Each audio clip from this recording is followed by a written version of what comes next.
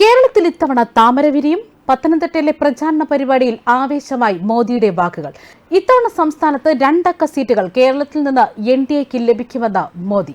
ഇത്തവണ 400-ലധികം സീറ്റുകൾ നേടി എൻഡിഎ അധികാരത്തിലെത്തും. യുവത്വത്തിന്റെ പ്രതീകമാണ് അനിൽ ആന്റണി എന്നായിരുന്നു മോദിയുടെ വാക്കുകൾ. ഏറെ ആവേശകരമായിട്ടാണ് മോദിയുടെ വാക്കുകൾ ജനം സ്വീകരിച്ചത്. കേരളത്തിന്റെ നവീകരണത്തിന് അനിൽ ആന്റണിയുടെ വിജയം ഏറെ ആവശ്യമെന്നാണ് മോദി വ്യക്തമാക്കിയതും. കേരളത്തിൽ അഴിമതി നിറഞ്ഞ സർക്കാരുകളാണ് മാറി മാറി ഭരിക്കുന്നത്. അത് കാരണം ജനങ്ങൾക്കുണ്ടാകുന്ന നഷ്ടം ഏറെ വലുതാണെന്നും മോദി വ്യക്തമാക്കി. സംസ്ഥാനത്ത് ക്രിസ്ത്യൻ പുരോഹിതന്മാർ പോലും മർദ്ദനത്തിന് ഇരയാകുന്നു.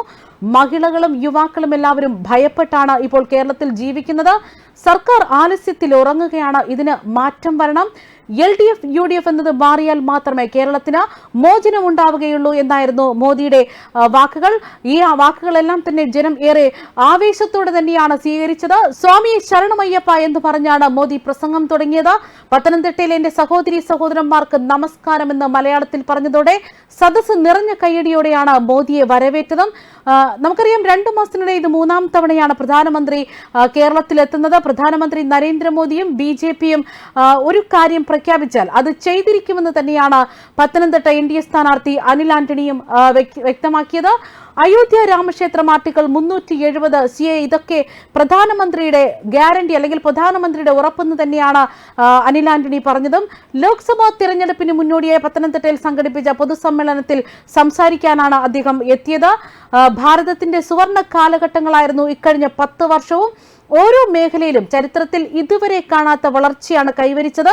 67 വർഷത്തിൽ നടക്കാത്ത വികസനങ്ങൾ 10 വർഷം കൊണ്ട് മോദി സർക്കാർ നടപ്പിലാക്കി. CAA തടുക്കാൻ ഒരു ശക്തിക്കും സാധിക്കില്ല. എല്ലാ മേഖലയിലും മുന്നോട്ട് പോകുമ്പോൾ കേരളം മാത്രമാണ് പുറകിലേക്ക് പോകുന്നത്. കേരളത്തിലാണ് ഏറ്റവും കൂടുതൽ തൊഴിലില്ലായ്മയുള്ളത് എന്നാണ് വ്യക്തമാക്കുന്നത്. RBIയുടെ കണക്കനുസരിച്ച് വളർച്ചാ നിരക്ക് ഏറ്റവും കുറവുള്ള 3 സംസ്ഥാനങ്ങളിൽ ഒന്നാണ് കേരളം. മറ്റ് സംസ്ഥാനങ്ങളിൽ യുവാക്കൾ സ്റ്റാർട്ടപ്പുകൾ നടത്തുന്നു. എന്നാൽ കേരളത്തിലെ യുവാക്കളാകട്ടെ SFIയുടെ ആക്രമണത്തിൽ കൊല്ലപ്പെടുകയാണ് ചെയ്യുന്നത്. ഇതുകൂടാതെ പ്രധാനമന്ത്രി നരേന്ദ്രമോദി NDAയുടെ തെരഞ്ഞെടുപ്പ് പ്രചാരണത്തിന് പത്തനംതിട്ടയിൽ എത്തുന്നതിന് മണിക്കൂറുകൾക്ക് മുൻപ് തന്നെ ജനങ്ങളെ ഇളക്കി മറിച്ചുകൊണ്ട് മോദിയുടെ പ്രസംഗം മലയാളത്തിൽ വേദിയിൽ കേട്ടിരുന്നു. നിർമ്മിത ബുദ്ധിയായ AIയുടെ അടിസ്ഥാനമാക്കിയുള്ള ഹിന്ദിയിലുള്ള പ്രസംഗങ്ങളാണ് മലയാളത്തിലാക്കി വേദിയുടെ പിന്നിലെ സ്ക്രീനിൽ പ്രദർശിപ്പിച്ചത്. വെള്ളിയാഴ്ച ഉച്ചയ്ക്ക് 1 മണിയോടെയാണ് മോദി പത്തനംതിട്ടയിലെ വേദിയിലെത്തിയത്. എന്നാൽ രാവിലെ 9 മണി മുതൽ AI പ്രസംഗങ്ങൾ പ്രദർശിപ്പിച്ചു തുടങ്ങി. വടക്ക് കിഴക്കൻ സംസ്ഥാനങ്ങളിലെ ചടങ്ങുകളിൽ പങ്കെടുത്ത് മോദി പ്രസംഗിച്ചതടക്കമുള്ളതാണ് AIയിലൂടെ മലയാളത്തിലേക്ക് എത്തിയത്. BJP സർക്കാരിന്റെ നേട്ടങ്ങളായിരുന്നു ഈ പ്രസംഗങ്ങളുടെ ഉള്ളടക്കം. സ്ഥാനാർത്ഥി പ്രഖ്യാപനത്തിന് പിന്നാലെ മോദി പങ്കെടുക്കുന്ന ആദ്യ പൊതുസമ്മേളനങ്ങളിൽ ഒന്നാണ് പത്തനംതിട്ടയിൽ നടന്നിരിക്കുന്നത്. രാവിലെ 11:45ഓടെ സംസ്ഥാന നേതാക്കളുടെ പ്രസംഗങ്ങളൊക്കെ ആരംഭിച്ചു. അടുത്തിടെ BJPയിൽ ചേർന്ന PC ജോർജ്, പത്മജ വേണുഗോപാൽ തുടങ്ങിയവരും ഈ സമ്മേളനത്തിൽ പങ്കെടുത്തു.